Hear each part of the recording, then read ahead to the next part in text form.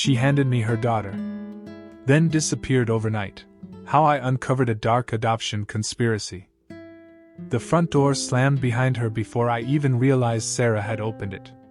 She stumbled in, eyes wide, cheeks wet, breath ragged, pressing 2-year-old Lily into my arms as if handing off a torch. "Please," she gasped, voice cracking.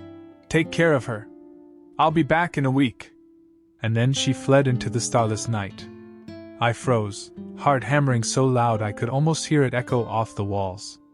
I'm Anna, 32, a pediatric nurse who's seen toddlers fractured by car crashes and newborns stolen in hospital wings. But nothing could prime me for an abandoned child at my doorstep.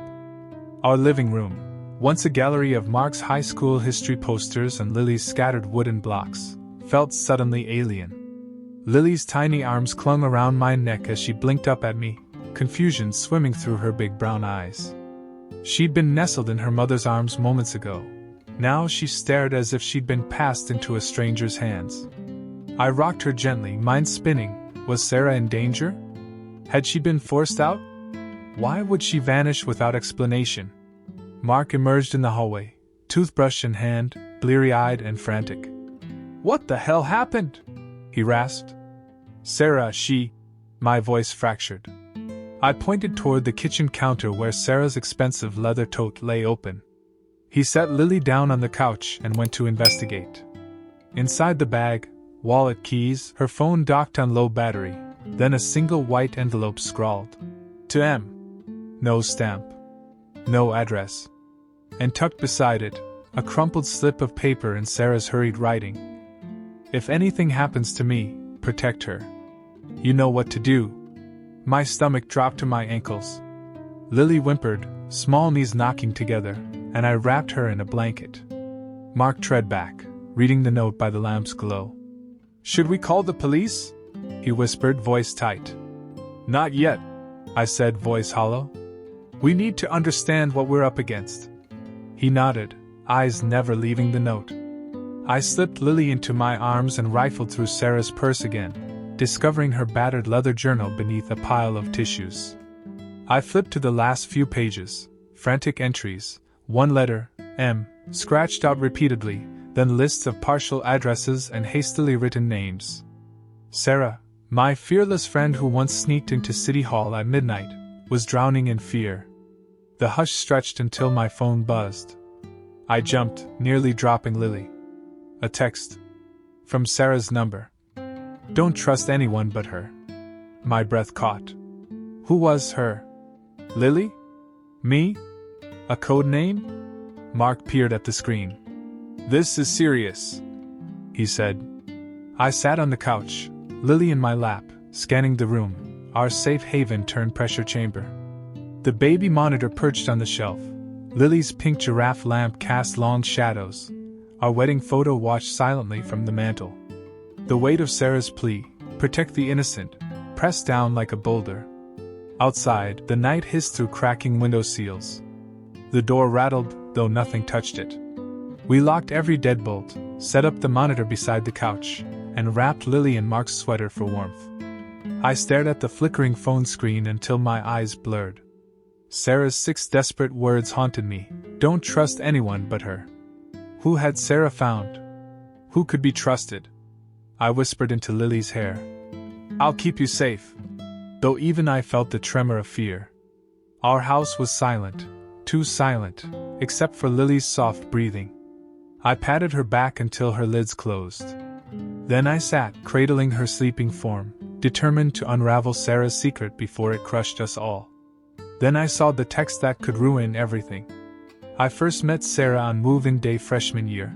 2 terrified girls lugging twin beds down a hallway, either knowing where to begin. Her bed collapsed with a metallic clang, and she burst out laughing. I lent her duct tape. In that instant, a bond formed, late-night pizza runs, chaotic study sessions, whispered dreams between midnight and dawn. Sarah thrived on danger.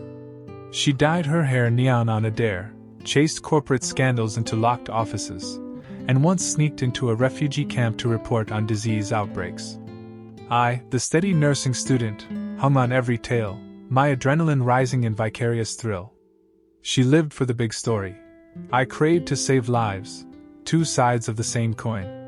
Then Sarah discovered she was pregnant. One night, her voice trembled on my answering machine. I'm going to be a mom. She refused to name the father, too scared of his reaction, too protective of her unborn child. I became her anchor, driving her to ultrasound appointments, drying her tears during breakdowns, insisting on healthy meals when cravings and stress threatened to choke her. In a sunlit delivery room, she clutched my hand, white-knuckled, as Lily emerged. The newborn's first cry cracked the sterile air. Sarah's tears fell free. "You're my rock," she whispered, voice trembling. "Don't ever leave us." For years, our trio formed a makeshift family, Sarah freelancing by day and night, me covering ER shifts, Mark carving wooden birdhouses in the garage. We forged routines, sleepovers on the living room floor, birthday cakes on borrowed trays, whispered pep talks during sleepless nights. In that fragile bubble, I believed we'd built a fortress against the world. But over the past months, Sarah changed. Phone calls in the wee hours, text alerts she silenced so fast I saw her hand buzz in the air. Her eyes, once bright, grew shadowed. She joked about researching foster care loopholes, murmured about private adoption placements in dark voices. I smiled supportively, hiding my worry behind encouragement. Then, unannounced and exhausted, she arrived on my doorstep at dawn last week. Dark circles under her eyes, clothes rumpled, ashen complexion. "I need to drop Lily off for a while," she whispered, pressing the toddler into my arms.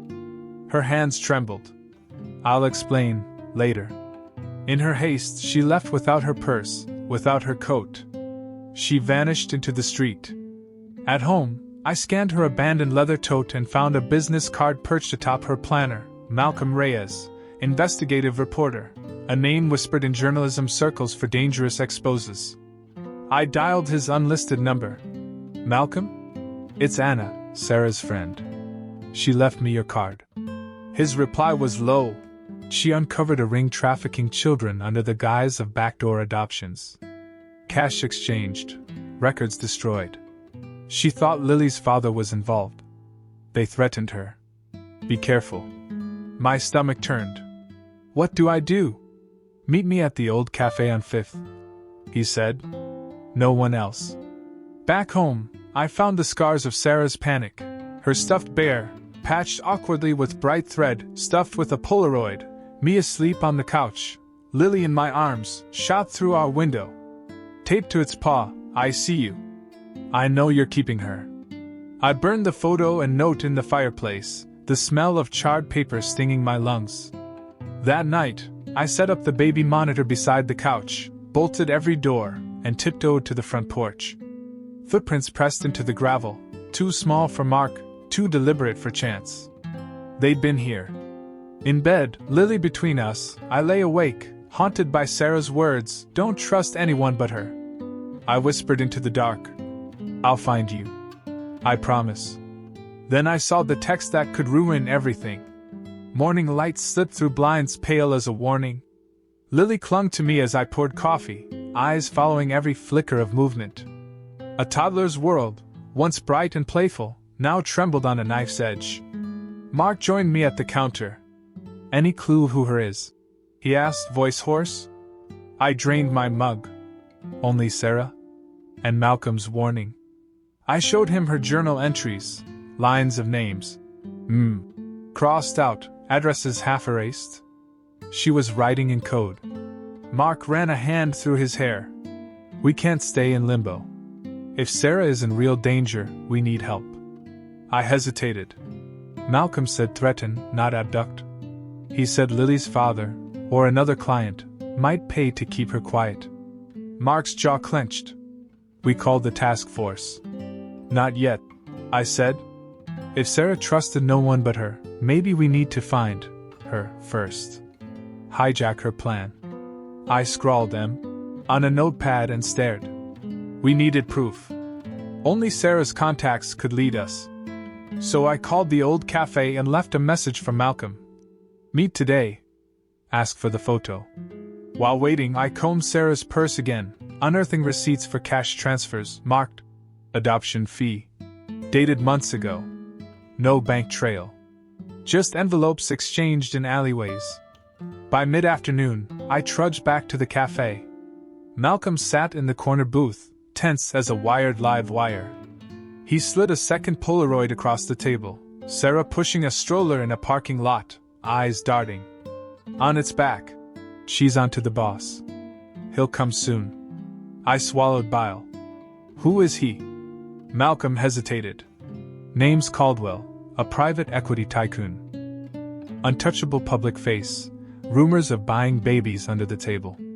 If Sarah exposed him, she signed her own death warrant. I clenched my fists. What do we do? He tapped his phone. Call this number. It's a direct line to a federal task force. Tell them everything. He slid me a scrap with digits. I nodded. Thank you. We left separate ways, hearts pounding. Back home, I hid Sarah's journal, receipts, and the 2 Polaroids in a planter outside my front porch. Then I installed cameras in every corner, front porch, living room, nursery. I bolted the doors and loaded my phone with the task force app. Mark babysat Lily. I hauled evidence to my car in the rain, dripping shadows on the pavement. That evening, as we tucked Lily in under her pink giraffe lamp, another knock rattled the door. My blood ran cold. Through the peephole, I saw the man in the frayed jacket from the fireplace, the one who'd fixed Sarah's bear. He held it out, patched by someone else now. I cracked the door. Who sent you? He shrugged. Sarah asked me to keep this safe. He placed the bear gently on the mat. Then he scrolled his phone and said, She warned me you'd need this. On his screen, a text from Sarah. Stop now or you lose her. My hands shook. Leave. I slammed the door.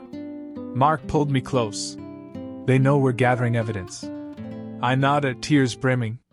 I sent everything to the task force. They'll move soon. That night, Lily slept between us. Outside, I pressed my ear to the door. Silence. Then a breeze rattled the windows, a promise that our river of fear had just grown rapids. Then I saw the text that could ruin everything. Night draped our neighborhood in uneasy quiet. I lay awake listening to every creak, each one a possible threat. Mark snored softly beside me, Lily's blanket tangled around his ankle. Come dawn, agents arrived in unmarked SUVs. They swept through the house, seizing cameras and filing statements. I handed over the scrap of numbers Malcolm gave me, the task force line. An agent apologized for late notice. We moved as fast as we could. Caldwell's network is vast, but we have warrants. They downloaded our footage, hooded figures at the window, footprints in the gravel, the frayed jacket man delivering the bear. They confiscated Sarah's journal and cash transfer receipts. This will crack the case wide open, one said gravely. With the storm of activity, Lily looked on from her crib, eyes round. Mark and I watched agents bundle stacks of evidence, bank ledgers, emails, Sarah's notes, into boxes labeled Exhibit A. One agent closed the last box. Expect arrests today. We exhaled. Relief washed through me until a knot of dread formed. Sarah, where was she? If we brought down Caldwell's underlings, he might lash out. That afternoon, Mark and I returned to the planter outside our porch. We dug up the hidden Polaroids and receipts to hand-deliver to the lead agent. As we unearthed evidence, we felt the ground shift beneath our feet.